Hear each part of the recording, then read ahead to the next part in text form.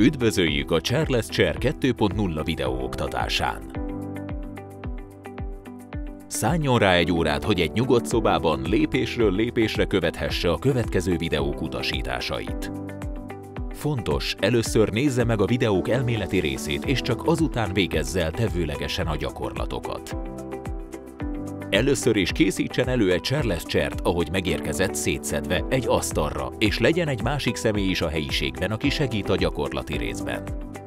A Chairless Chair egy ergonomikus, felvehető ülőalkalmatosság, amely használója számára az álló, járó és az ülő helyzetek között rugalmas váltogatást tesz lehetővé. A Chairless Chair fő alkalmazási területei az állva vagy előrehajolva végzett tevékenységeket igénylő munkahelyek. Az eszköz a dolgozó méreteihez igazítható 1,50 m-től 2 méteres testmagasságig és maximum 120 kg testsúllyal terhelhető. A Chairless Chairt a dolgozó egyedül is használhatja, de a munkahelyhez rendelve váltott műszakban több munkatárs is magára öltheti.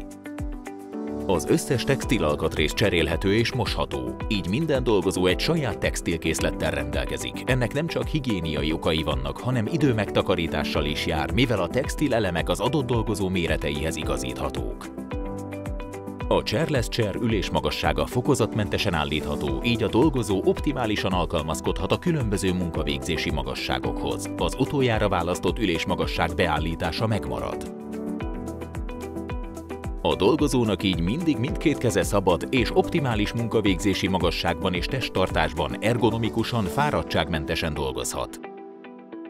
A Chairless Chair lehetővé teszi az ülést ott, ahol egyébként egy szék útban lenne, vagy ahol nem adódik ülőalkalmatosság.